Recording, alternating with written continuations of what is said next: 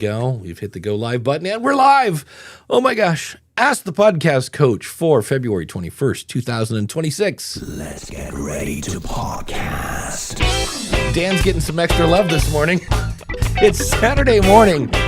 That music means it's time for Ask the Podcast Coach, where you get your podcast questions answered live. I'm Dave Jackson from the schoolofpodcasting.com, and joining me right over there, the one and only Jim Cullison from Home Gadget Geeks and theaverageguy.tv. Jim, how's it going, buddy? Greetings, Dave. Happy Saturday morning to you. I know we're coming in hot. we had started a little late behind the scenes, and so as things get started here, welcome. It's always great to be here on a Saturday morning. Yeah, everything was like, for example, I went to log into Ecamm, and it was like, hey, you need to reconnect your LinkedIn profile, and just everything took like an extra 2 minutes this morning, and I was like, oh, Jim's like, hey, I can't get in. So we are here, and I'm back from Nashville. I believe I picked up a cold on the way home, so that's you fun. Always do when you travel, right? You always do when you travel. Well, I noticed when I was doing my talk on Thursday, I was wearing a lav, and the lav guy said, hey, if you're going to use the lav, you just got to talk loud. I go, not a problem.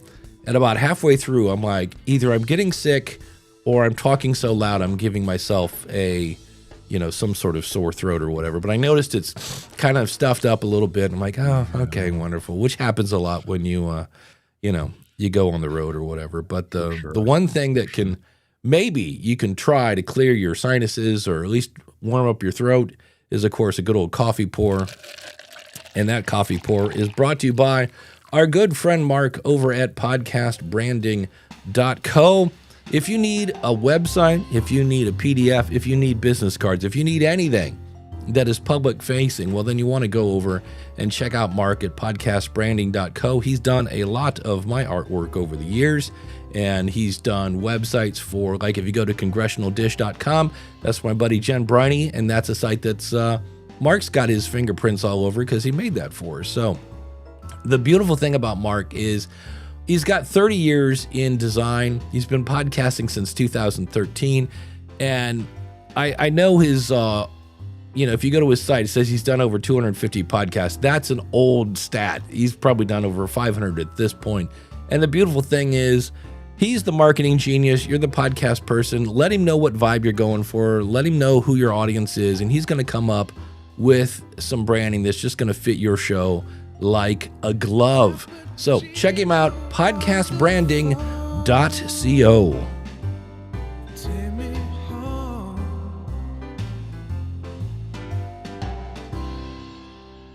And of course, big thanks to our good friend Dan Lefebvre over there, based on a true story podcast.com. Again this week, Oppenheimer. So if you haven't seen that, Project Oppenheimer, or just actually it was the Manhattan Project in Oppenheimer. Check it out. It's available now. You can check it out based on a true story podcast.com. And Dan, as always, thanks for your sponsorship. Oppenheimer. Oh, to me, that's always been an interesting name. I've just been that'd be sounds like a cool ass name to have, Oppenheimer. Yes. James Oppenheimer. Indeed. A few more syllables in Bond. Oh, man. But yeah, I was at the NRB, the National Religious Broadcasters, and I think I'm going to take my presentation and make it Monday's School of Podcasting, because I have an interview in the can, and if I rush that, I'm going to be really mad at myself. And I've worked on this presentation on should your show be on YouTube, and I had a few more stats for that. But it was the thing that I liked about it that also made me very uncomfortable is the first night they had a kind of a networking thing. And I can go to, Podfest or Podcast Movement and go, so what brings you to the show? And somebody will say, oh, well, I'm a podcaster, or I'm going to start a podcast. And so I can kind of have a conversation with these people. And I kept saying, so what brings you to the show? They'd be like, oh, well, I'm a documentary maker, and I'm doing a show about female circumcision in Africa. And I'm like, okay, I got nothing. Like, you just listen. And it was weird because it really put me back in my shell. And so the second night, I found myself not talking to anybody. And I'm like, no, you idiot. You're here. Find somebody to talk to, if nothing else. And so I liked it from that angle, that it was a good practice, and I had to literally grab myself and go, get over here and talk to some people, because it wasn't quite as, not that it wasn't fun. It just was like, we should talk some more. It was just like, good luck with everything you're doing. So not quite as podcasty, right? I mean, no. These are broadcasters, these are creatives, these are. Yeah. Did you have a booth, or were you just there? Just there to talk. Podpage, or it was kind of a school of podcasting thing. So and Daniel was there, and Rob from Focus on the Family was there. So Daniel was on a panel, and Adam Curry was there on Wednesday. So that kind of let me see, okay, there are podcasters here, and it was very cool that Adam actually pointed out that Daniel and I were sitting next to each other, and he's like, if you have more podcasting questions, like those two guys right there can hand you. So that doesn't suck when somebody from the stage goes, go talk to these guys. And so we got a number of people that kind of like, I have podcasting questions. And then at the end of my talk, there were some people that wanted to ask questions and things like that. So that kind of when I was like, there are podcasting people here. But a lot of it was interesting looking at people's booths, like the marketing. Like the one was interesting. They had where everybody else had a, whatever it is, 10 feet wide, thing in the back. This person had one that was about 4 feet wide. It was vertical, kind of like if you take your phone, instead of being horizontal, their display stuff was vertical, and it just said feather. And there was a big white feather picture on it. And I stopped and I was like, okay, it worked. I go, I have no idea what your company is about. I go, so I said, if that is the goal of your banner behind you, it worked. I said, I got a brain gap here. What the heck is feather? And it was something to do with marketing or something like that. And as I'm standing there, another person stopped by and said, hey, I got to let you know, your marketing's horrible because I have no idea what your business is. And I said, and yet here you are at their booth. And I looked at the person and she kind of giggled and she's like, yeah, I don't know if it was planned that way, but that was interesting. I had one guy that was selling jewelry and had kind of that. Have you ever seen, for those of us that remember the mall, there was always that mall kiosk guy that would kind of trip you as you're going by and tackle you to see if you wanted some sort of, deodorant or perfume or whatever. And this guy literally, he shook my hand. He's like, my name's Dave too. He's like, let me show you this one thing. And I look over and it's nothing but jewelry. And I'm like, I am not a jewelry person. I go, I would love to, Dave, but I got to meet somebody over here and I don't want any of the stuff you have. And he still would not let go of my arm. And I'm like, I just felt like going, is that a tactic? You just grab people and make them listen to your pitch? So that was kind of interesting. But let's see, Jeff says, did you feel like a lot of radio broadcasters were in a panic with the rise of podcasts, YouTube, AI, etc.? Yeah, there is some of that. Most of the ones there, because there was interesting. I would love to know what the age breakdown was, because there were a lot of people that, look, I am not a young chicken, but I'm going to say 80 plus. Like they were, where they've dyed their hair red, and you can if I dyed my hair now, it would look ridiculous. So there were love, and I say this with love and compassion. There were older people there. And then there were people like my age, like middle age, and there weren't many youngins there. And if they were female in sundresses and boots. But I think most people there have kind of figured out, we need to get on board. But yet I did see there were vendors there for amplifying your signal, like your actual AM radio signal. And I was like, really? I'm like, you're going to invest in a stronger signal? And I'm like, all right, so that was kind of different. So a wide range. There were some people there that were definitely, and I say this with love and compassion, America. Like there were some, I have a thing, it's God, it was the 4 G's, God, guns, gas, and glory. And I asked him, and I go, I get the God and guns, okay, whatever, glory, okay. I go, well, what's the gas thing? And they're like, they're trying to tell us to use cleaner energy and, windmills instead. And I was like, wow. And everything was like, they're telling us. It was a lot of, that's the thing that kind of turned me off, was there a little bit of like I love communities, but at podcast movement, we're like, that's it. We got to get the, I don't know why they have Southern accents, but we got to get the video people and we got to, it's like, there's a little bit of us and them going on that I kind of after a while was like, all right, easy. Let's chill out. But it was the thing that was funny. People? You said 5,000? 5,000 people. I saw an email today that said they had 5,600 people, and it's at the Gaylord Hotel in Nashville. And Daniel and I split a room, and I thought, wow, I had 14,000 steps, and Daniel had way more than that because he was going around promoting Podgagement and Pod Chapters and the other things where I was, finding a place to sit down and do Podpage because I still had to do my job. So it was, it was a good time. There are things when you do see a community come together that were really cool. Like when you had like their what do you call them? Your keynote speakers and such. They had these big events. And at one, they had an actual army band there, with the tubas and the drums and the whole 9 yards. And they had the whole, as they're bringing in the flags. It was because Pete Hegseth was there, the Secretary of Defense, or as he now says, the Secretary of War. Yeah. Which he had, I think, the best line of the night because America is celebrating 250 years and as a country. And he said, everybody loves to celebrate 1776. He goes, I'm from the Department of War. We celebrate 1775. I was like, so, it's exactly. Chris says, welcome to the Gaylord Hotel. Here's your map, sponsored by Randy McNally. It was crazy, man. And it's one of those where, 14,000 steps a day, and that's me sitting down most of the day. It was crazy. This is the one that has the boat.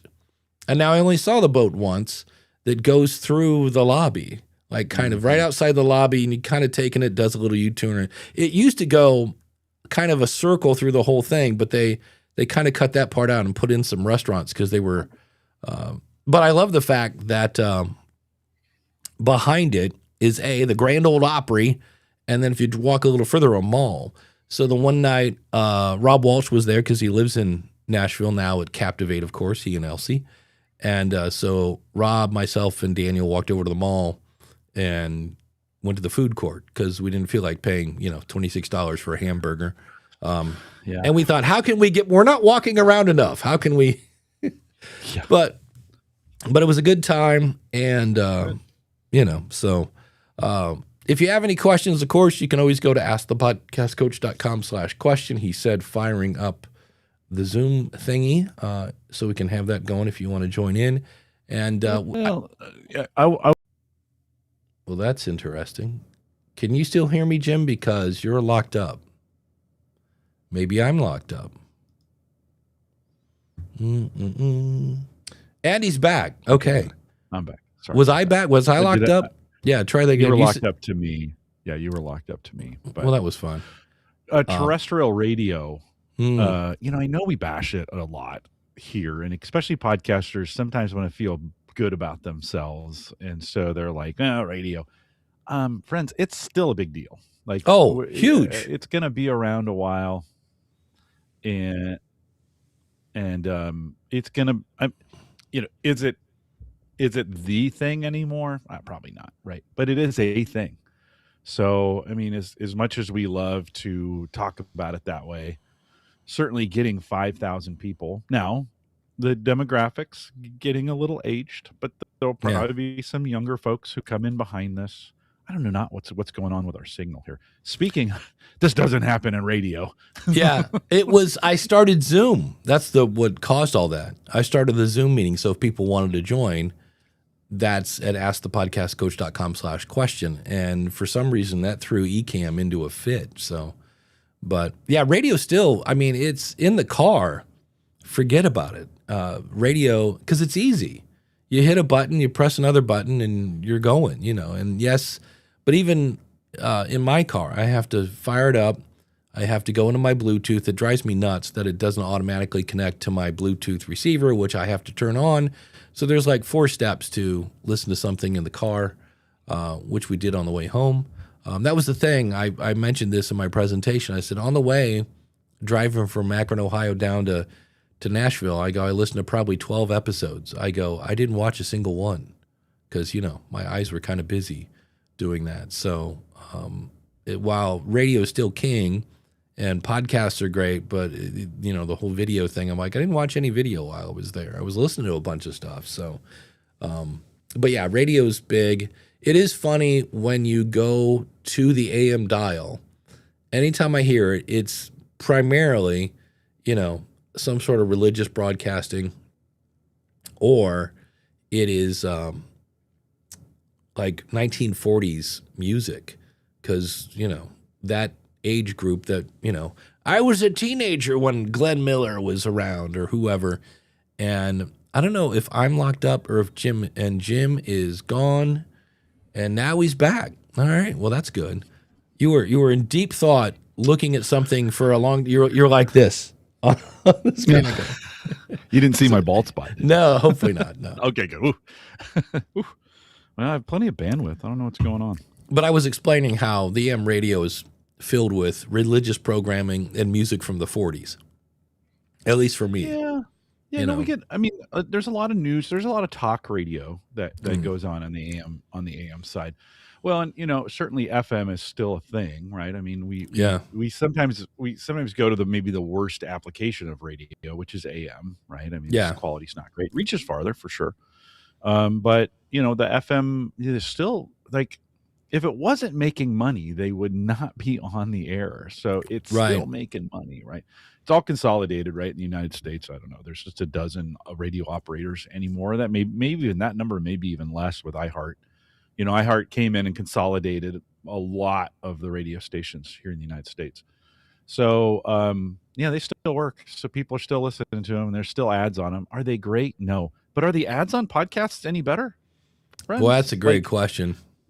Let's not, let's pull the log out of our own eye first before we start, and there's your reference. There's your NRB reference for you, right? So, it is, we could do, I'm not seeing creative. By the way, podcasters are doing ads exactly like radio. Exactly. Nobody's doing anything creative. They're just like, it's mattress ads, and it's ads for socks, and it's ads for green things to drink. And you're like friends, if we're so creative, why have we not found a more creative way to do ads? I love when Tom Webster talks about that, how people skip ads. He goes, well, here's a novel idea. Make your ads better, and people talk about Bill Burr and his ads, because a lot of times he'll even make fun of the product or whatever. It's not your typical thing, but it keeps people listening.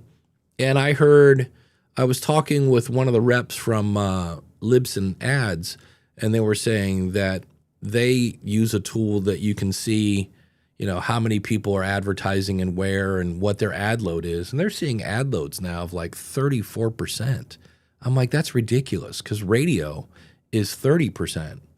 And the fact that we're going, and that's why podcasting took off, is because it wasn't chock full of ads. Now, there are different reports that have come out.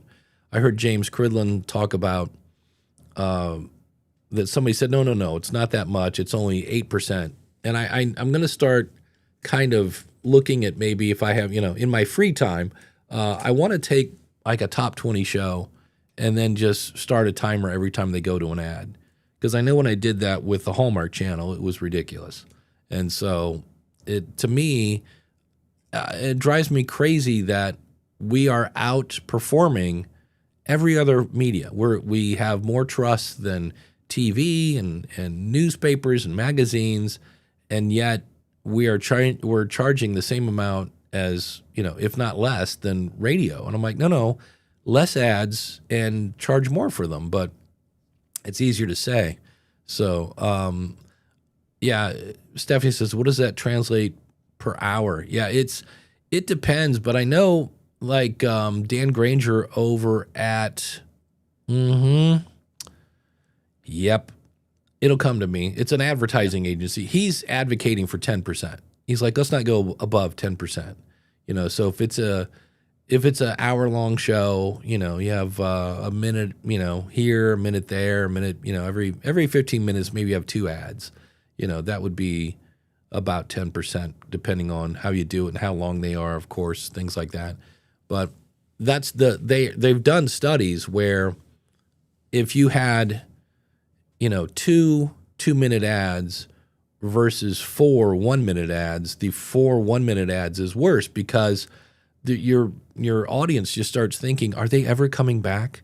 Like anytime Friends is on Nickelodeon at night, when they go to an ad break, it's like, are they ever coming back? Like, nope, we got to learn about this new pharmaceutical, And you'll notice if you watch the TV show Friends on Nickelodeon, there are all sorts of things. Oh, when they're showing the ending credits, they put them in a little corner as they start to run the beginning of the next episode.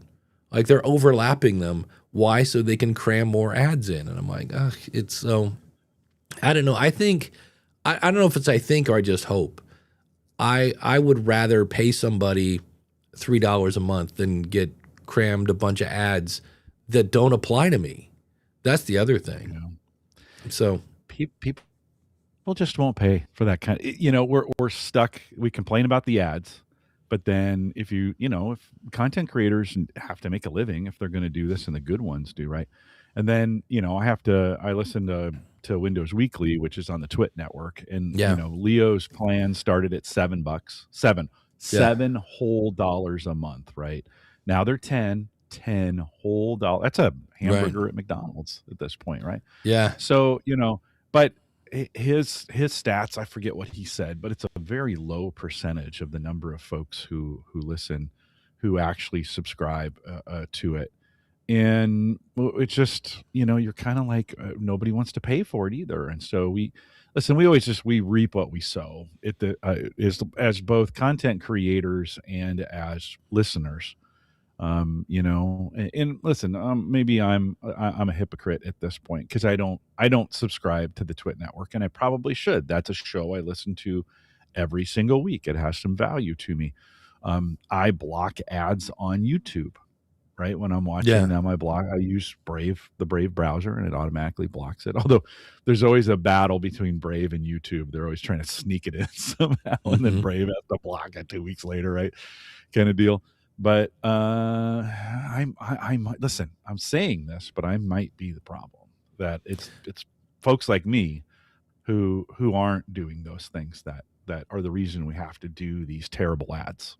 Yeah, when I did my research for my book, it was about 3% of the audience would take action. When I talked to the people at Teachable, it was 2%, and they do courses. And when I talked to the guy at NPR Plus, and this is the one that blew me away, it's NPR. NPR Plus, surely people love NPR and they're going to support them. 1%. Now, granted, it's 1% of a really big audience, but it was 1%. I remember when I was listening to Radiolab, and Radiolab is one of those shows that is so popular that if you say the phrase Radiolab and there's like a Radiolab, listener in the room, they will go, "Oh man, I love that show!" Like it doesn't matter where they're at. And they were trying to get up to 1%. And I was like, "Oh, it's crazy."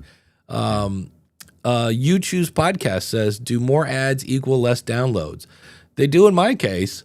If more ads reduce their audience, would podcasters keep wait a minute. If more ads reduced their audience, would podcasters keep adding more ads? Well, sometimes you got to eat.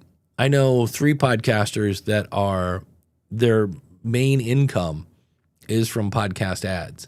And so when you got little ones to eat, that's why they all added more episodes. And that's why in some cases their episodes are longer so they can cram in more ads because the price of ads might be coming down.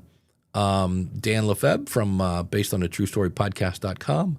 I listen to a lot of podcasts that I'm sure have an ad-free version, but it's so much more convenient to just listen without signing up for anything. Yep. There is a fast forward button. And so I just know, I remember, I forget her name, TV's Blossom, Mayim Blalik or whatever. She started a YouTube /podcast. And every time the conversation got good, she would break in for an ad. And I just went, yeah, never mind. Your content's okay. It's, it was, I will watch if you have somebody from the Big Bang Theory on it. But other than that, I was like, yeah, never mind. Yeah, the You Choose podcast, the whatever YouTube channel will freely get $500 super chat donations during an hour show. Keep in mind, YouTube is taking 45% of that. It's not uncommon to have $3,000 to $4,000 per hour. Well, that's the good news is they're getting super chats. That's where in my presentation, I pointed out that, like, if somebody wanted to go to askthepodcastcoach.com/awesome, like Supercast takes, they take less, but what's the big one? Patreon takes 10%. Patreon. Yeah. And because video is expensive, YouTube is picking up the bill for this. They're going to take 45%. And that's why, because you've been, it took you a while to get to the 1,000 people, 1,000 subscribers, and I forget how many hours you need to be in their plan. But meanwhile, they were picking up the bill. So I don't, it's a bummer that they take that much, but I understand completely.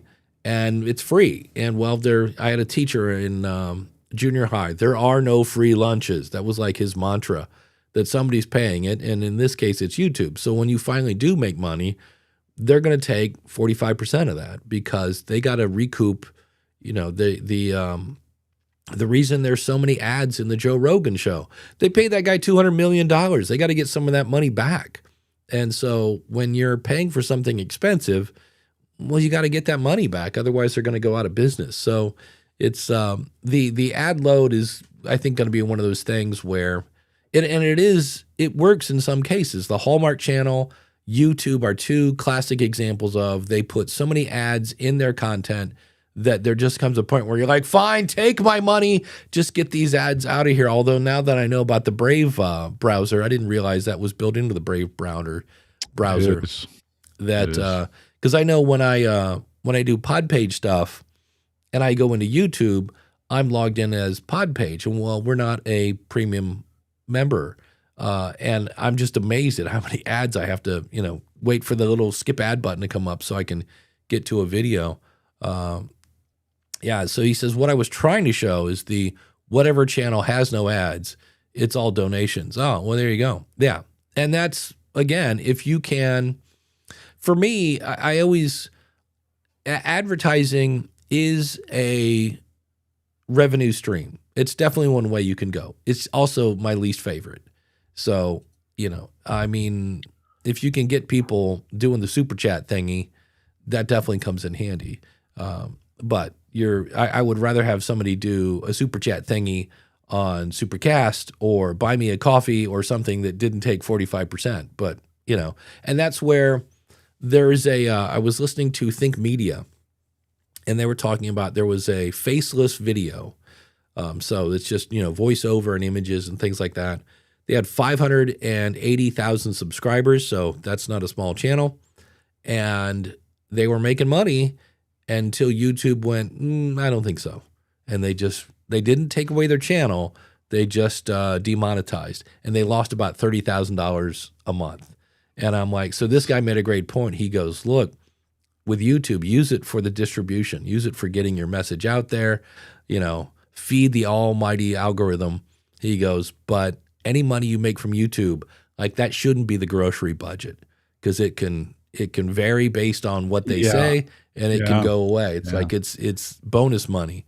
So popularity comes and goes. I mean, this is not a career. Well, okay, this is going to be a weird statement, but this is not a career choice in a lot of ways, right? You're gonna have a pretty finite amount of time to be popular in those. Many of those will run, the real popular ones, 3 to 5 years, and then folks. I mean, remember when Pat Flynn was everything, and he's still doing a lot of stuff, but he's just not in the spotlight as much as he was.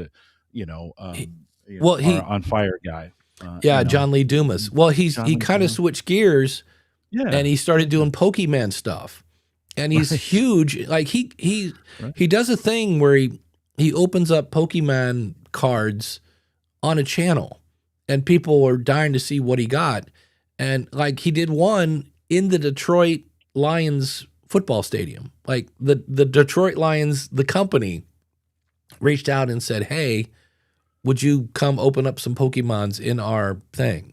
Like that just doesn't happen. So, but yeah, and there are people that pivot into something else. Yeah, Dan, I think you have to. I think you have to, Dave. I don't think you can do the same. Not many people can do the same thing forever. Now, maybe you and I are going to be different, and we'll be 90 and we'll be on Ask the Podcast Coach, hanging out, doing our thing because we really like doing this. I think that's more of the exception, not the rule. By the way, I have to say, I just fixed the error of my ways, and while we were talking, I subscribed to the Twit network. there you go. I admitted, I was like, listen, I listen to it a lot. That's probably my number one podcast. Windows Weekly is probably my number one podcast that I listen to all the time. And yeah, you know what? I hadn't been subscribed. I just subscribed, so that is a done deal. Of course, I'm a subscriber here, even though I'm on the show. I'm at the bottom rung, but I want to see what you're doing all the time. So I subscribe to Ask the Podcast Coach as well. There's a lot of questions in chat about ads. I don't think we're saying don't do ads. I think what we're saying is, or at least what I'm saying, I don't know about you, Dave. What I'm saying is do better ads. Like just be better. Yeah, don't copy radio. From that. Because Dan says, isn't an ad for donation still an ad? Yeah, it is. It's for sure. It's just a higher. Because for me, I throw open my mouth just a little bit when I hear people taking CPM ads for, $3, and I'm like, it's 0.003 cents per person then, and I'm like, is it worth interrupting your audience for 0.003? And I'm like, and again, if I got kids to eat, I will do whatever I got to do. So it's kind of, listen to Gallup. Our shows are ads. That's what that's part of why we do them. But they're, you can say infotainment, or you can say, call it what you want. But we have a product. We create podcasts to help educate and tell people about those products. Do we do a hardcore sales pitch on the podcast? Like, now go buy Clifton Strengths. It's only $49.99. Right. No, we don't. We don't even tell you how to, on the shows, we don't even tell you how to get to it. Like in most cases, but we talk about it, right? That's the whole point of it. So if you've got a product you're selling, it's possible your show is a gigantic ad, but we've had millions of people listen to those podcasts because they're educational, right? They're fun. We have a good time with them. And in the process, we get an ad in there. Yeah. Well, Ray makes a point here from aroundthelayout.com. And he says, did I hear you right? So how do you propose a podcast that's not directly tied to selling a product, generate revenue outside of running ads? Well, doing exactly what Ray does. Ray has an insanely engaged audience around model railroading. And so he's got a decent percentage. It's, double digits versus 1% to 3% are signing up for his Patreon. And then, yes, Ray does ads. Ray does partnerships. And I don't think Ray's making 0.003 cents per download on those deals because he realized I've got a powerful niche. He is a thought leader in that space. He's well respected. And, because of my podcast story that I just played a couple weeks ago, he had some guy ask him about doing a meetup, and there's a special name for them, but it's a model railroading meetup. And Ray was helping him set one up in Australia. And the guy's like, oh, by the way, if I bought you a first class ticket, like, would you come? Like, oh, who doesn't want a first round free ticket to Australia? I'd go anywhere for a first class. Yeah. So Ray's doing it right. So yeah, that's for me. I just think, like, let's say, if Ray gets somebody to sign up, I don't know what his Patreon is, but if it was $5 a month, well, that's 2,400 downloads if it's a CPM of $5. So what's easier, getting 2,400 downloads or one person to give you $5 a month? And it's not easy. That's the other thing. In my talk, there was somebody who said they started YouTube because they thought it would be easier to monetize. And I go, I don't know any easy way to monetize, period, no matter what it is. You still, step one is you got to grow your audience first. So it's tricky. Yeah, Dave says, I think most actors who are doing podcasts or YouTube are being pushed to do a lot of ads, mostly because they don't know any better. Yeah, that's true. I think I hear a lot of people. Yeah. You The choose. real common YouTube format though is to have a video sponsor, right? A lot of folks, they've kind of all, I shouldn't say they all, many of them have moved to this as like this video sponsored by Right. insert the name, there. I was kind of trying to come up with an Acme name that I could use.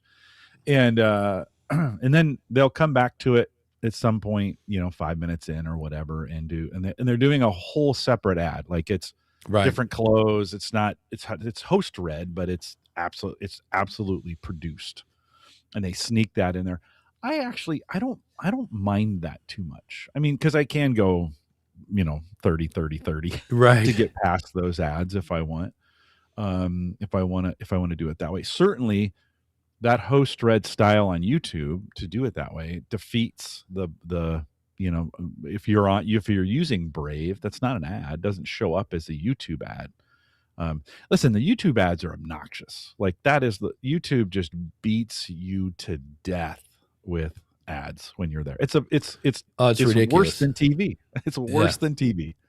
And they come at weird times and awkward times, and things don't work out real well that way. But I'm not a fan of the way they do that. But the host read stuff, not too bad. Yeah. Ray says, so I think we need to separate ads from CPM ads. Yeah, that's a good point. I mean, because I still have a show on Libsyn, and I think I made 38 cents last month because it was like $3 CPM. And those are, and I say this, and I can say it because I was on welfare as a kid. That's podcast welfare in my book. And I'm like, look, if you got 30,000 downloads an episode, that might make sense. But I'm like, And then You Choose Podcast says, No Agenda Show spends about 25% of their show shouting at the people who donate. Yeah, it's, and that's a catch-22. You, on one hand, if you don't shout them out, then they don't donate. And that's why, to their credit, they have chapters. So when they go to the donate section, I can easily just go, let's skip to the next thing. And then they have a bunch of things right next to each other, none of which I listen to. I usually don't listen to the donate section unless I donated. Then I want to hear my name so I can get all giddy. Then they do no agenda meetups where people host their own meetups to do that. I don't really care about those. And I think there's something else that they do. So there's like skip, and then they're back to the news. So, so it says, You Choose Podcast, more ads equals less downloads, which means more ads. More probably, and I need to find somebody to tell me the truth on this. I think CPM, the actual price, is going lower. And I've heard people say, Dave's not right, but they haven't proven me wrong. And I'm like, wait a minute. Because of AI slop, we'll take any CPM because they don't need that much to be profitable. When you say, look, I'm not taking any CPMs under $7 or $10 or whatever you want, right? Well, the problem is, and I always equate this back to banner ads. Banner ads used to make some decent money with banner ads because not everybody had a website until they did. And then the banner ad people would go, we want to give you less money. And people would go, well, I'm not taking that. And then they'd go to the new web guy. He'd go, oh, this is great. I'm getting paid. And he'll take it. So when you have more opportunities to put ads everywhere, when the person says, well, I'm not taking that, they'll just go to the next one. And the bad news is now we got this AI slop that'll take $2 CPM all day long. So I can see where the price of ads might be going down. And I saw things like, Libsyn used to announce the average CPM until it went down 2 or 3 months in a row, and then they quit doing it. I'm like, that doesn't look good. And I just noticed that everyone I know that makes a living from podcasting added more ads. Why? Because if I need X amount of money and now the ads have gone down, the only way I can make the same amount of money is to run more ads. And, so it's like that seems to be what's going on. The definition of a downward spiral, right? I mean, Yeah. you've gotta, I think you have to think through that. Listen, the AI temptation is strong, right? I mean, look at Spotify's numbers of the number of songs now that are being added to Spotify on a daily basis that are AI, right? It's exploded. And I think folks are going to figure this out. Maybe they have already from a podcast perspective. Is it all becomes about volume, right? Yeah. In this case, this is the Walmart method of podcasting, right? Just a lot of it at bare minimum margins, Yeah. And you're right, and you just kind of hope one of them hits. But if you put out 100 podcasts a day, maybe one of them will hit. Maybe something will get picked up. And I think in Spotify, this is what folks are hoping for. So just jamming music into the service, hoping somebody will discover them and pick it up. So it will. Someone will. There's going to be a few stories of a few success stories of, and it'll get worse because then everybody's like, oh yeah, it's like right now they're selling all these AI crypto miners. You can they're a couple $100 and they're like, it's a one-shot wonder. You've got a shot, run this thing and you got a shot at hitting Bitcoin, right? Well, do you? Yeah. Will it? Probably not, but somebody will. And then there'll be 1,000 people who are like, I missed my shot. I gotta do this again. So I think, I don't know if we're there yet, Dave, on the podcast side as bad as Spotify is, but I think that's probably coming next, right? Hundreds, thousands every day. The thing that was announced while I was in Nashville is Apple is going to open a new door to video. And so the first thing you have to know is if you hear somebody say, Apple is finally adding video to Apple Podcasts, whoever said that doesn't know their history, because Apple has embraced video since day one. It's been there forever. It's hard to compete with free. And if you want, like if I put this show as a true RSS video podcast, it would cost me more than $150 to host a 90-minute file 4 times a week. It's like, I forget how many gigabytes. It's a lot. And so it would be a lot of money. So consequently, we put it on YouTube for free, and that's why they take their 45%. And so now there's this new thing called HLS. And I'm not super giddy about it because it's primarily a feature for the audience. Nope. For the podcaster, maybe kind of, but it's really for advertising. Advertisers are going to know now, did my ad actually get seen? And I'm like, okay, good. Because I don't want the advertising people to starve either. But it sounds like there are only 4 companies right now that you can do this with. We're not going to see this till probably July. They just announced it. But it's this whole thing where, and I like this idea.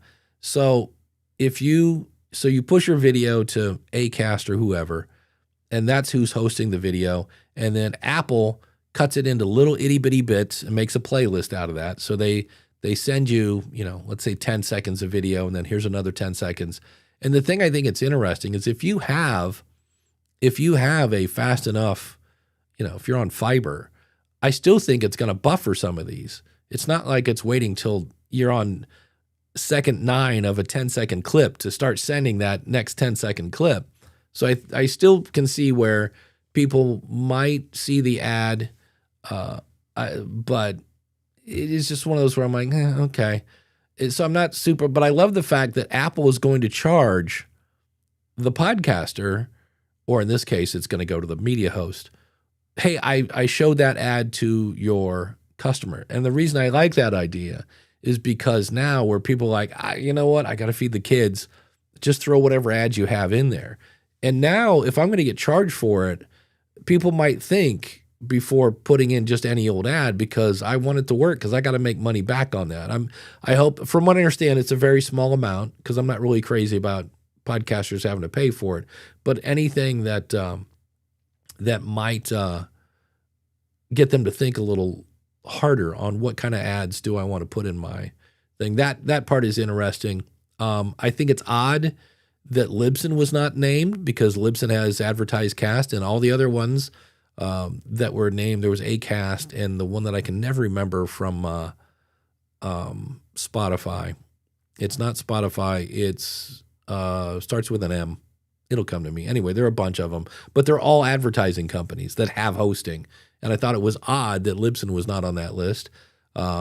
Blueberry's not on that list. Blueberry's had video since, a while. Podbean has, I finally found out, Podbean has this unlimited video for $29. I'm like, how does that work? Because it's expensive to host a video file. Like I said, if we were hosting Ask the Podcast Coach, it'd be over $150 a month just to host the video. And Podbean does this thing where they put Podbean branding all over your video. And we're like, oh, that's why it's $29. I'm like, that explains that. You Choose Podcast said, would big podcasters put more ads in their show if the downloads go down? And again, if they have to eat, you got to eat. So that's the tricky part. If more downloads don't affect their downloads, then why would they reduce the ad load? Well, yeah, because then it's just more money. But there comes a point when the experience is so bad that people, and unless your show is the only place that you can find out, it's the Belgian waffle show and it's the only show about Belgian waffles, then you can probably get away with that until there's, Son of Belgian Waffle show. And now I can go listen to this one with no ads. I'm going to do that. Dan points out, I don't think HLS is a new tech. No, it's been around for a while, and Apple invented it. I worked for a tech company that used HLS to stream videos back in 2010. Yeah, it's not new. And then Ralph says, my concern is the new added cost of video is going to kill independent podcasters because the hosts are going to pass along are going to make it more expensive. That's the thing I want to see. So now Apple's like, hey, we're going to charge you a small amount to run this ad. And it's not coming from Apple. It's coming from the host. But somehow Apple's going to know that an ad has been seen. And that's the part. There's a lot of this we don't kind of get. But they're then going to charge the media host. My question is, are we ever going to know what Apple is charging? Because let's say they charge whatever, $1 per 1,000 impressions. But that's funny because you get charged $2 per impression. That means that your media host jacked up the price that Apple did. So I'd love to see full transparency on this stuff because that's money out of the podcaster's pocket. And the other thing is, if nobody uses this, they're all just like, I'm just going to go on YouTube for free. Okay, great. And if this might be a new feature that people go, oh, hey, thanks, never going to use it. We'll see. The big thing is, right, you upload, if you want dynamic ads in YouTube, you have to use their service. If you want dynamic ads in your video on Spotify, you have to use their service. This is one where you somewhat have control over that. And so this is one I'm like, I can't wait till November of next year when we have not only the tool in place, but is it going to show up on Apple Podcast on Apple TV? Right now it's not, but it's not rolled out. It's rolling out in the spring or something like that. Ralph says, not because of the secret API from Apple. The media host will take this as a money-making opportunity. I don't know, because hosting video is not cheap. It's, I wish I did the math, but, it's stereo 128 kilobit file, I believe is a meg a minute, if I remember right. And I don't know what a video is, but it's easily probably, what do you think, Jim, 4 times bigger an MP3 versus an MP4? It depends on how it's formatted, just to be honest. Yeah.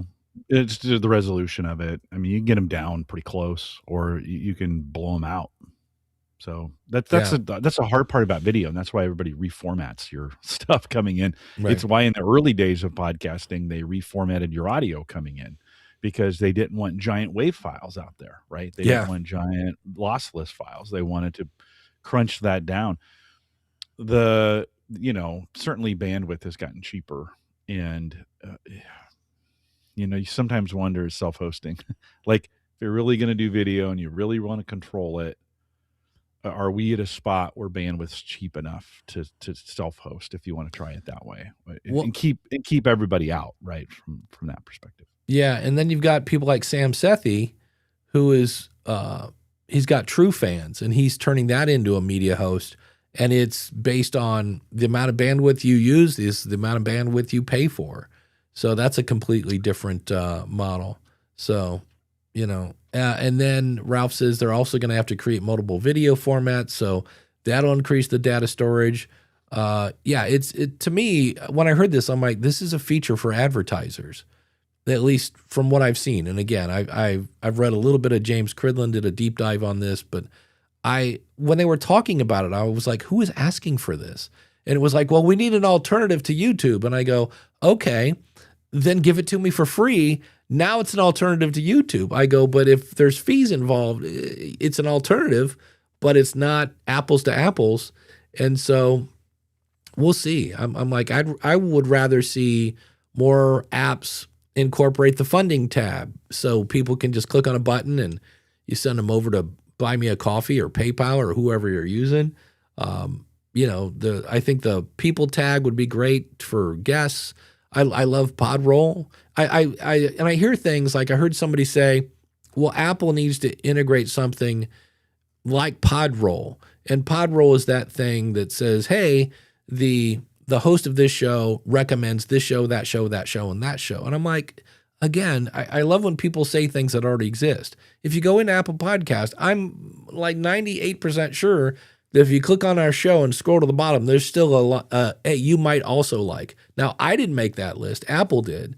But to say that Apple doesn't recommend shows, I'm like, I think you need to do your homework a little bit. So, but that's where, the media hosts are going to have to, or I guess this is what Apple does. They somehow make a list of the different versions. So if I'm in some third world country and I've got horrible bandwidth, I can download a much lower bit rate of video, and I'm like, that's where I sound kind of mean, where I go, yeah, if you're in a place that you can't download my show because you don't have enough bandwidth, you're gonna have a hard time being a podcaster without bandwidth. So it's not that I don't care about those people. I'm just like, you're not my target audience. So, and then people are saying 8K is coming. Do we really need 8K? Like I've seen 8K at NAB years ago, and I just sort of like, I don't know anybody that's going to look good in 8K because you can see every single hair on a person's face, and I was like, I don't need that much detail. So it'll be interesting to see. I just know everybody's like, oh, Apple announced this big thing, and I'm like, it is like, because when Apple moves, people, that will change the industry. It's just going to be interesting to see. So Dan says, talking to Ralph here, although YouTube is also a way for Google to make money, so I guess that's always the end goal for all big tech companies. Yeah, they're not doing it out of the kindness of their heart. They're here to make money. So we shall see. I did want to hit one question, and then we can do our thank our awesome supporters here. But I saw this one, and I thought it was interesting. And the person says, do you think podcasters overestimate how much listeners notice? Sometimes I wonder how much of what we obsess over actually matters to listeners.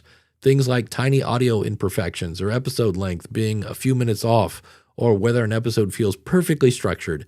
As a listener myself, I realize I rarely notice most of that unless something is generally distracting.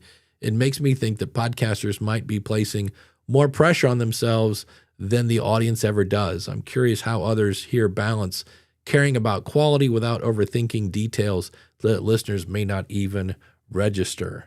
So when I saw this, I was like, oh, absolutely, people do this. I see people, the fact that, well, normally my show is 20 minutes and this one was 18. And I'm like, yeah, it's not like somebody's going to unfollow. First of all, I rarely look at how long an episode is. I just go, oh, it's a new episode from Jim, play. I don't really look at it. I think we obsess over ums and knows because people do say because it's not a problem until it is. Like when I have somebody that just, says all the time, and it just, and then once you notice it, it'll be interesting to see if Buzzsprout will pull all those out, because Buzzsprout, which is who I use to host this show, has a de-ummer built into it, but which will make that a very weird sentence. But I think people obsess over that. I think it's the, focus on the cake, focus on the content, and the production and the background music and things like that, don't because they're blatant. Like my favorite was the guy that said, "Hey, I'll be right back. UPS is here." And then you get to listen to him walk to the door, get the UPS, and then come back and say, "I'm back." I'm like, okay. In my opinion, that should have been edited out. So that's one of those things that I don't know. What do you think, Jim? You think people obsess over little things too much? Oh, definitely. Yeah, they definitely do. And I think they actually think too much about the things that don't matter, and they don't think enough about Right. the stuff that does, right? And so, what that is exactly, I don't have a list. I'm not going to be able to lay it out to you. It's going to kind of depend on your audience and Yeah. what you do and how you do it. And Yeah, maybe read the book of the author that you're interviewing, maybe do a little research and don't start off the show with, so tell me a little bit about yourself because I didn't do any homework and I don't know who you are. That's always good. So, yeah, well, we all come at it a little bit differently. So, yeah, I think you've got to, and this is actually where it's really hard to know yourself, and you got to get some outside advice. Like, hey, friends, I mean, this is where, a group like this that we have in the chat room can say, hey, would you listen to my show and give me some feedback? You may not like it, but that may be a good opportunity to get some outside involvement, because it's hard to see yourself, right? It's hard for you to see some of those things that you're doing yourself. That's where a little coaching can help. Yeah. And then Ralph says, but people don't want to hear that their content needs work. It's easier to let all the AI tools clean things up instead of building strong, remarkable content. They don't want real feedback. I am of that opinion. I mean, I offer it all the time. We have listener parties at the School of Podcasting where you can schedule a time and people that want to get together and listen to your stuff will listen. And everybody I know that has done that has walked away with a better podcast. And yet I'm constantly going, anybody? Listener party? We got plenty of room. And it is what it is. So, but the people that I don't obsess over, wait, that's not the right transition. The people I do obsess over are the awesome supporters, and my mouse has disappeared. There it is. And so people like, AI Goes to College, my good buddy Craig, Bourbon Barrel Podcasting. She's awesome down there in Kentucky. I drove through Kentucky right? Of course, Ralph's in the chat room, contentcreatorsaccountant.com, along with Chris Stone, which is castahead.net, and all the other awesome supporters. Thank you so much. And we always like to remind you, this show is a thinly veiled commercial for the School of Podcasting, where you get courses. Yes, I made up a new word. It's part community, part courses. It's courses. Courses, coaching, and community. Use the coupon code COACH when you sign up, and don't forget there's a 30-day money-back guarantee. And speaking of feedback, you can get some honest, constructive feedback, because if you're like, listeners party sound good, well, good. We can have our own listener party at podcasthotseat.com. And if you go to askthepodcastcoach.com, that is Podpage. And if you want to try Podpage, simply go over to trypodpage.com. And if you need more Jim Collison, and hey, who doesn't need more Jim Collison? And right now I'm sitting there going, are we going to go over 10% with all these ads? Go over to theaverageguy.tv.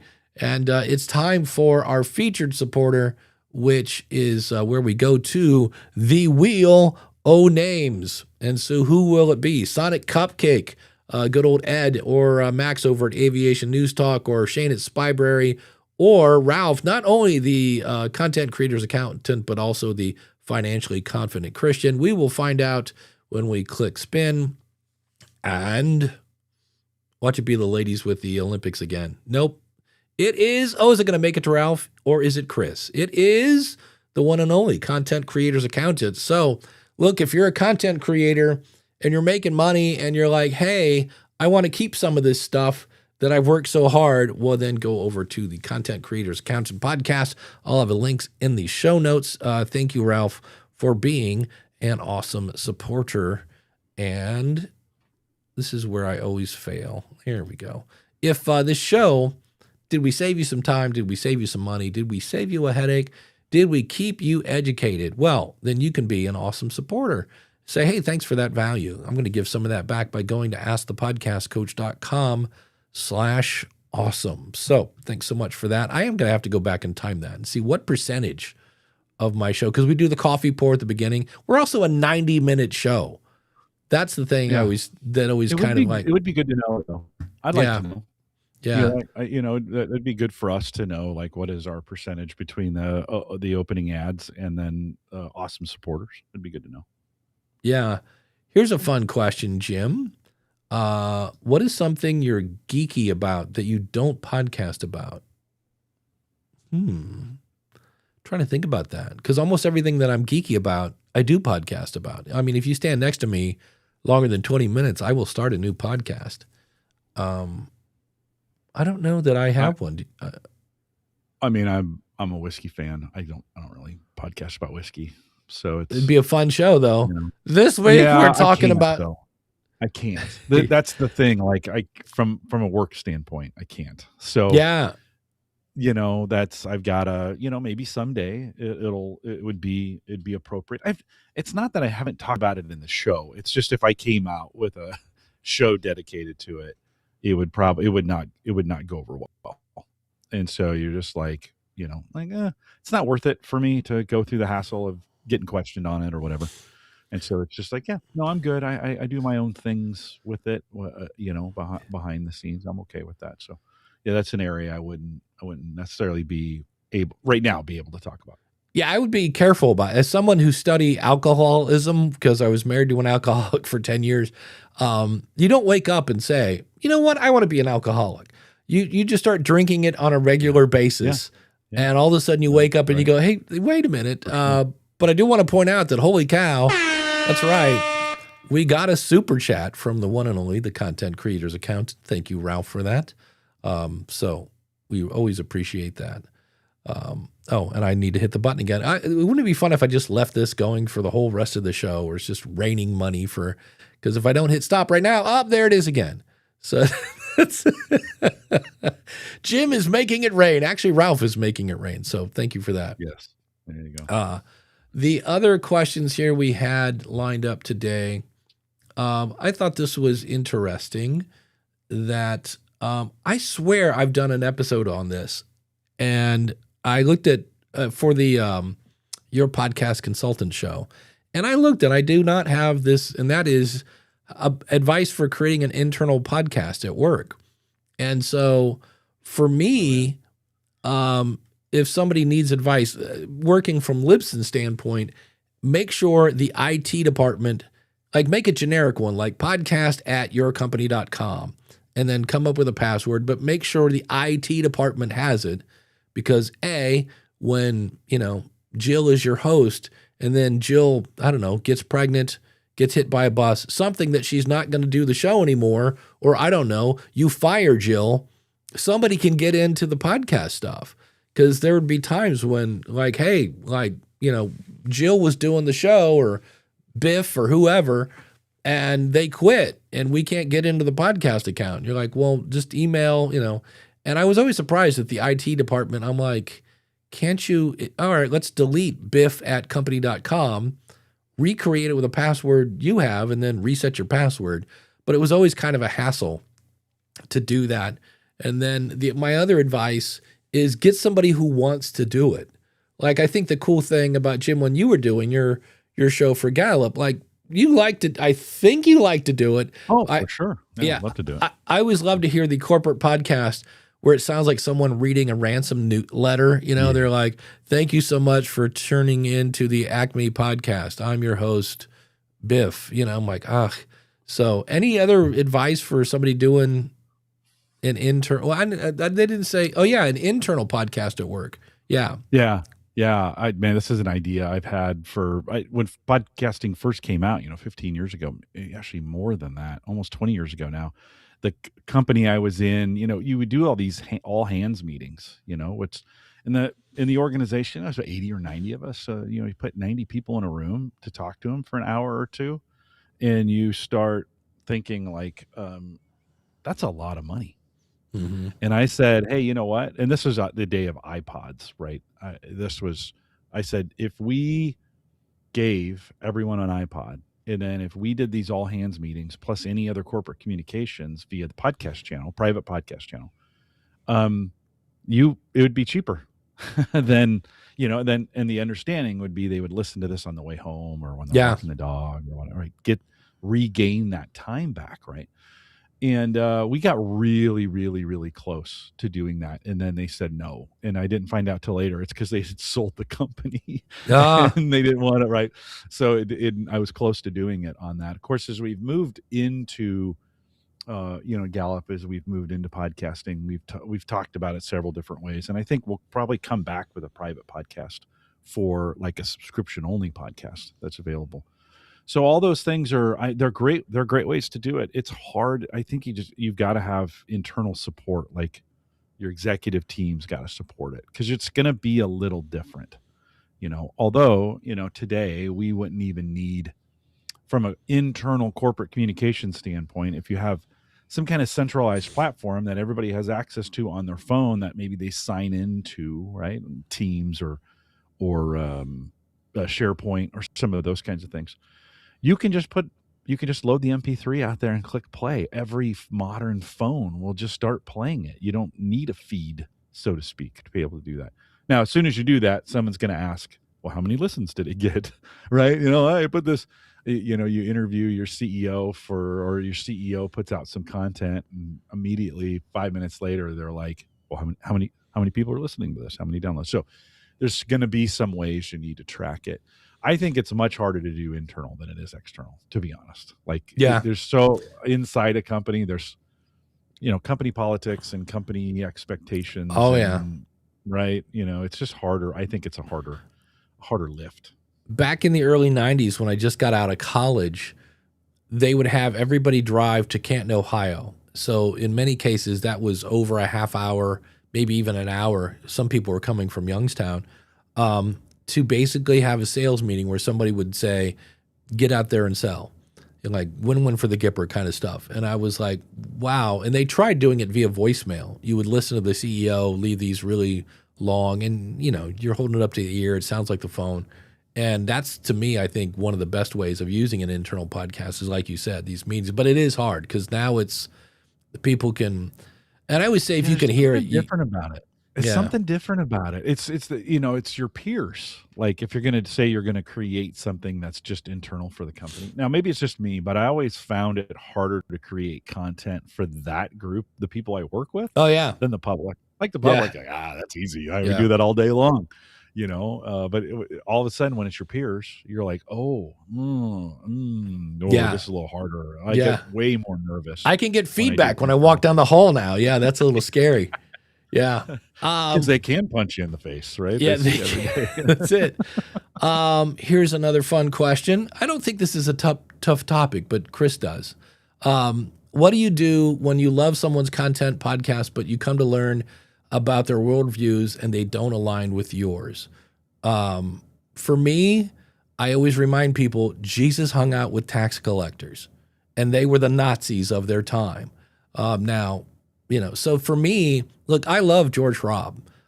He's a great musician. We can talk about Monty Python. We can talk about music. We can talk about movies. We can talk about all sorts of stuff. We're just not going to talk religion because George knows that I know that he knows he's an atheist and he knows I'm not. And we both, I'm not going to convince him. He's got his mind made up. He's not going to convince me. So I could cut all this great stuff out of my life because George doesn't believe the one thing that I believe. Or I could keep 90% of the good stuff, and let's just not do that. Like George is he's an adult. He can think that. I'm an adult. I can think what I want. And it's one of those things. I remember growing up when you used to talk about who you voted for. And if somebody voted differently, I voted for whoever. Oh, who'd you vote? Oh, I voted for the other guy. Oh, okay. And it wasn't like, well, you need to let me be. It's like, no, it was like, oh, well, our votes canceled out. Yay, capitalism and, America, Technically, that's democracy. But but democracy, yeah. Yeah, I was like, I know that's not the right word. I don't know. What do you think, Jim? Yeah, I think you just make a decision. So often we think we have to make decisions and then announce them to the world. Imagine a world where we just didn't announce every single decision that we made or every single, every time we got bad service somewhere, we got to let the world know that that was bad. And I know why we do that, right? I get it. I understand, but I think sometimes just don't listen. Now, If you don't agree with it, just Yeah, don't if- listen. But maybe do too. yeah, if their content delivers value to you, Yeah. like if some like I never understand the whole. I mean, I get it. It's a way to protest, I guess. But like, if I wasn't a Christian, would I still eat at Chick-fil-A? I don't know. Is their chicken any good? Yeah, then I probably would. Like, but it's some people like, nope. I got to do everything I can to bring down this estate. Okay, well then you do you. Like I'm very much a you do you kind of person, and I know some people like, well, you shouldn't associate. To which I go, Jesus hung out with tax collectors, so, and you're not going to win anybody. You got to make your own decision on this one, right? And figure that thing out based on your own values and what you're doing, and then face or don't face the consequences of it, right? Right. I mean, I think. Well, George, certainly, listen. There's been valuable times when people have spoken up, and it's changed things, right? Is that every single time something happens? I don't know. It's a great question. Like, should you, when do you put your foot down and when don't you? That's part of being human, right? You just don't know. You got to go with your values and your convictions, and one of the top consequences. One of the top 10 conversations I ever had, I think it was at Podfest. It might have been Podcast Movements. Me, David Hooper, who leans a little left, Daniel J. Lewis, some kind of, we will just say black.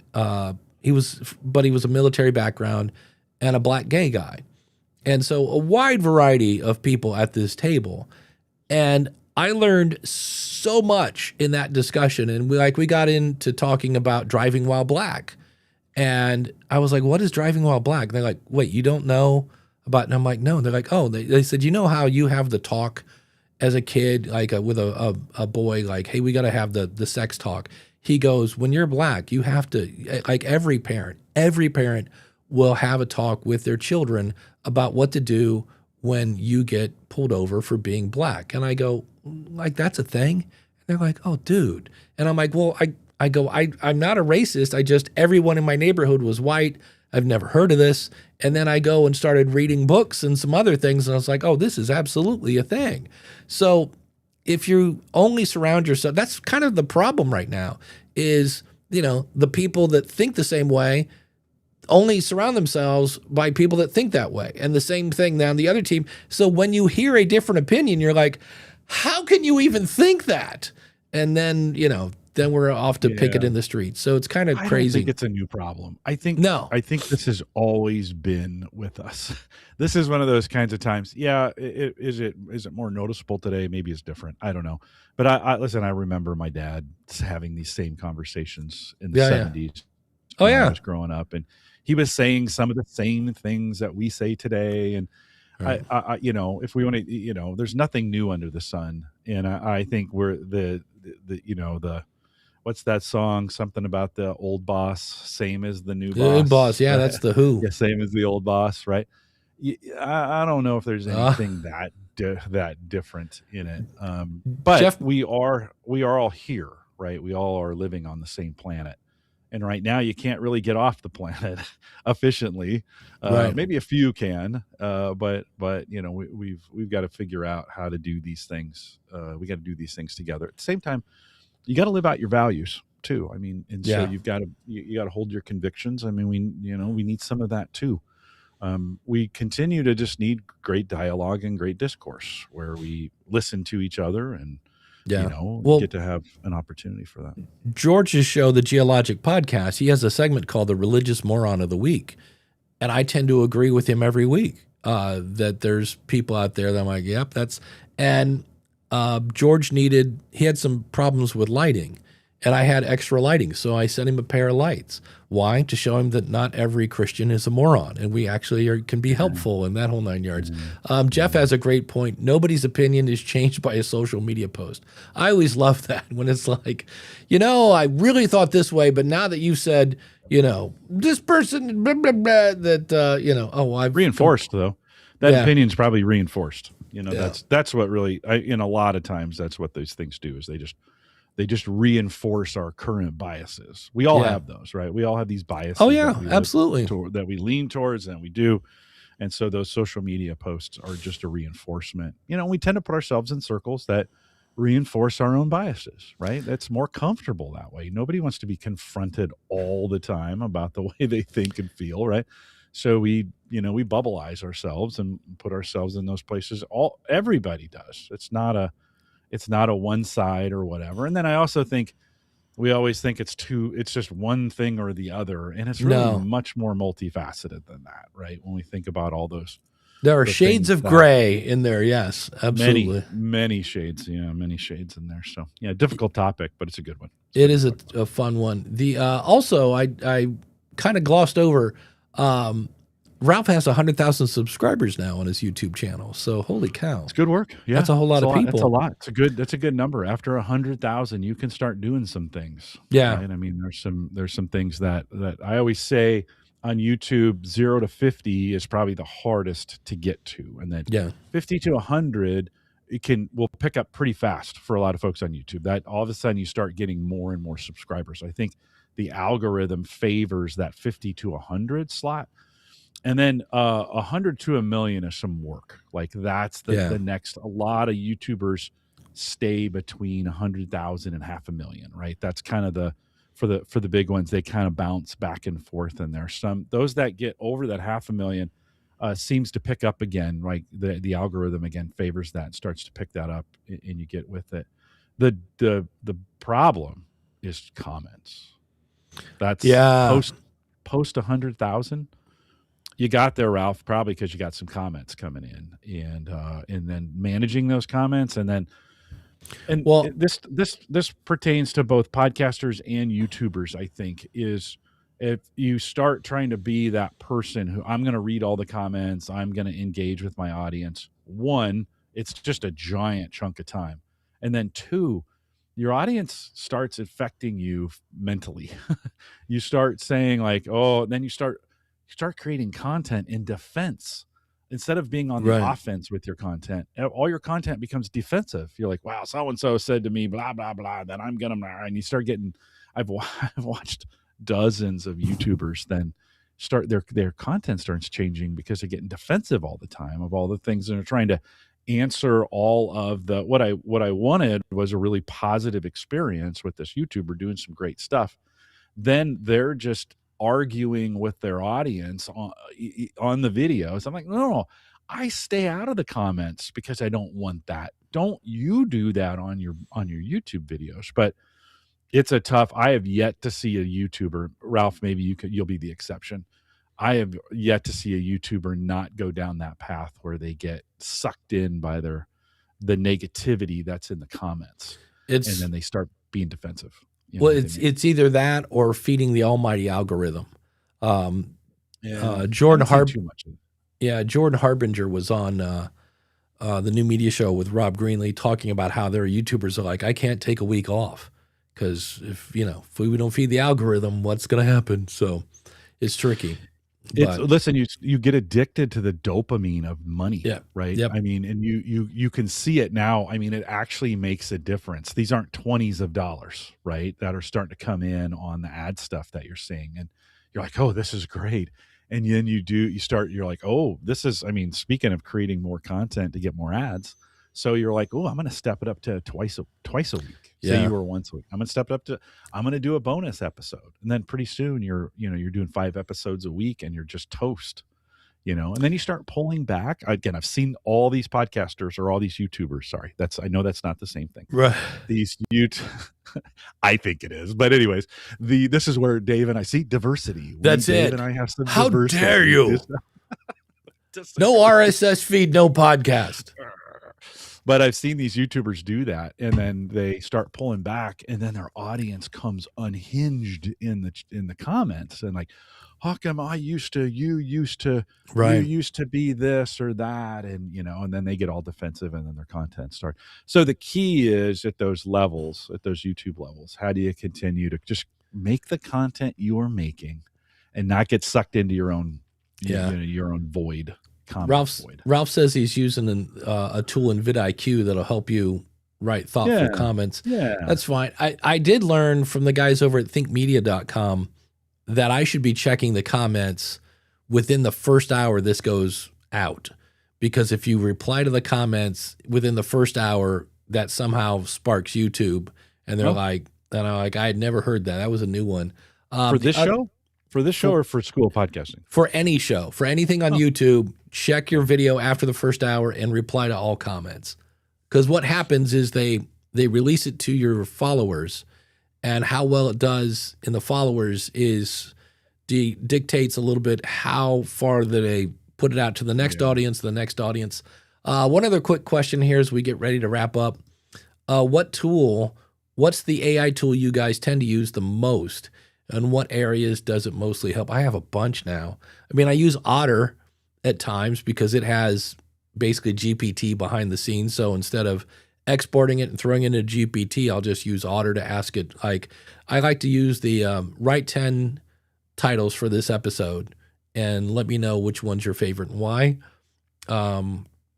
Then the one I use probably the most is Magi, because it has a whole, like I've been using it to make whatever Nano Banana, I'll have Nano Banana make an image for the artwork.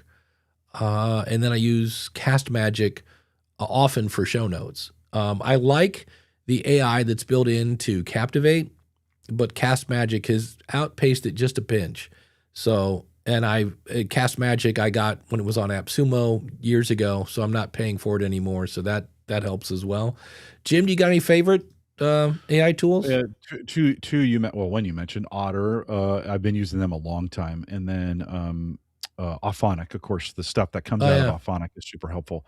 I've paid for ChatGPT and am using that. I love using projects for that. So every set of show notes gets built within a project because those projects can see each other, and you can actually then add, if you want to add, I could say this set of show notes were perfect.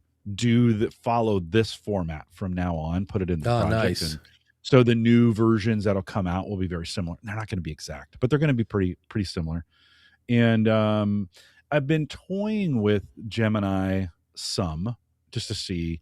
You mentioned this Claude. Is getting a lot of among our software developers. Claude is getting a lot of run. I haven't tried it from a podcasting standpoint because I'm pretty happy with ChatGPT and what it's doing. So it's great now. I even feed the MP3 into ChatGPT. So I'll grab the Auphonic stuff. It creates some stuff. I throw that in there. The Otter creates some stuff. I throw that in there, and then upload the MP3 into that. And that's about all it needs to get it'll create an FAQ, a long and short description. Right. Like this week I had Erin Lawrence, so I did a little about section for her.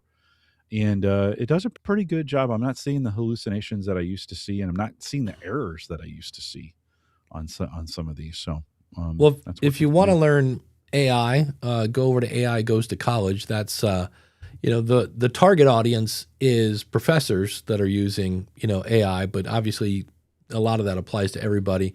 And Craig says that Claude is pretty awesome these days, although he still uses Gemini for anything.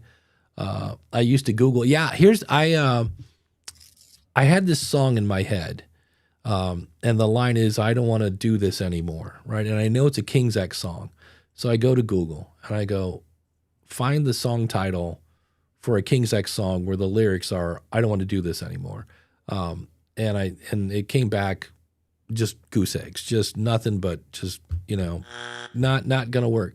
I went to ChatGPT. I'm looking for a song by the band King's X. The lyrics in the middle are, "I don't want to do this anymore." What's the title of this song? I can't find it. Hit search. Oh, the song you're looking for, and you're right on. They repeat that over and over in the middle, is called Static. And I went, yep, that's why people are not using Google anymore.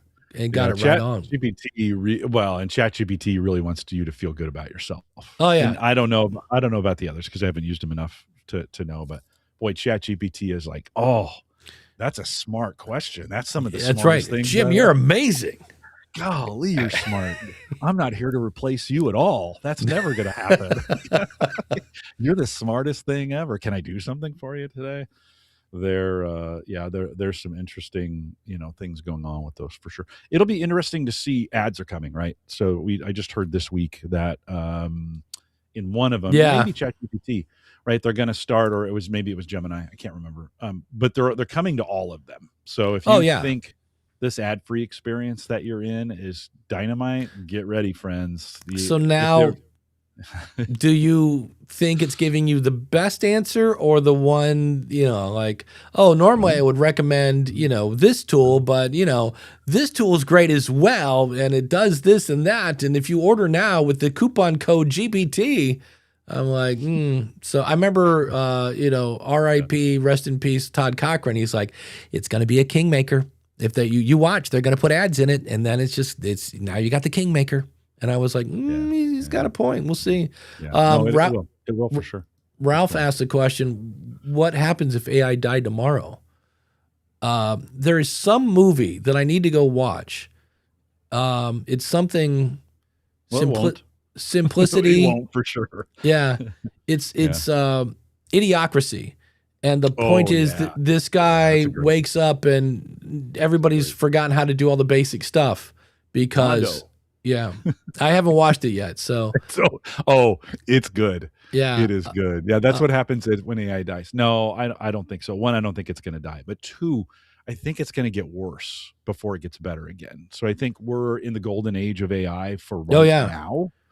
And then they'll have to figure out how to monetize this thing, and it's going to take they have a couple to. really weird gyrations, like the early days when AI first came out. We're like, it's hallucinating, and it does weird things. Yeah, with ads, it's going to do some weird things for a while. So buckle up, friends. If you want to get away from the ads, you could look into doing your own local AI. Right? You can use Olama, or you could use LM Studios. There's a whole bunch that you could download locally. Add in those LLMs, and you can do your own AI if you want to. You could roll your own. That's very, very doable if you're thinking in this advertising space. Do you want to get away from that? You could do your own. You could roll your own. So that's another way of getting away from it, or at least monitoring it as this stuff goes. I like where we are with AI right now. So I wouldn't want it to go away. It's super helpful to me. Yeah, I know the nano banana thing is like, okay, I can give it a horrible prompt and it will still give me a good image. These things come and go. That's so gimmicky. Those things kind of come, like everybody's posting these pictures of their job on LinkedIn. Here's your job. You're like, okay, it's cute. It doesn't look like you at all. The pictures magically lost some weight. And why? Yes, and why are you wearing something that's so low cut with lots of cleavage at your job? I'm like, there's that. It's like, what's up with that? Craig from AI Goes to College says Claude's constitution specifically states that it should avoid being sycophantic, which is one of their fancy words that Craig likes to use because he's a college professor. I do not know what sycophantic means. Do you know? I don't know what it means. Put an equal. No, I don't know what it means. Put equals this. Right sycophantic. Psycho. Being nice to you? Is that what it is? Maybe that's it. Maybe just aggressively nice to you. Yes. Jim, you're amazing. I can't get humans to be aggressively nice to me. When the AI does it, I'm like, you're so wonderful. You're the best. I haven't said I love you yet. I'm holding that out. Right. I haven't used the L word yet in there. Yeah. Well, Craig is running large language models on his new Mac Studio. Yeah. So there you go. That's how you do it. They're okay. They're still not as fast in some cases. There you go. It means you're not a suck up. There we go. Oh, that is. Yes. There you go. Okay. Awesome. Thank you, Craig. Well, it's sucking up to me all the time. And I'm okay with it. Well, Jim, what is coming up on Home Gadget Geeks? I mentioned it a little bit earlier, but Erin Lawrence, Tech Gadgets International, she's back from CES. We talked about some new art TVs, which is super cool. Do you need a 4K doorbell? Speaking of video, right? Do you need a 4K doorbell? As well as robotic pets. So interesting conversation. It's posted right now, homegadgetgeeks.com. Yeah, I saw a reel this morning on Facebook. Somebody had been to some like robot convention, and they had a female face. The rest was all body, but it was spooky. It was like the expressions and stuff. It was pretty close. I was like, all right. Yeah. I'm like, that's where we're headed. Like, it's funny that the first thing we have to do is make a female robot. I'm like, guys are so predictable. That's the part of the industry that's always first. Yeah, right? That's it. Yeah. So always first. There's big money in it. On the School of Podcasting, I am going to take my presentation from that I did at NRB. And so it's not just YouTube. It's talking about video, and it's talking about monetization. It's talking about competition. And that's a fun one, where it's fun with math. And we explain who really has the bigger audience. And the answer might surprise you. So that's coming up, along with some more reflections on the NRB event. It is kind of cool when you get whoever your group is, when you get them together and they all do something together, it can be quite moving. So I was in a room of probably 2,000 people, and we all sang God Bless America, and I got a little teary-eyed. Just the fact that like there wasn't a bunch of people fighting with each other and arguing. Like, we're all on the same page. So that was fun. But we will see you next week with another fun-filled episode of Ask the Podcast Coach.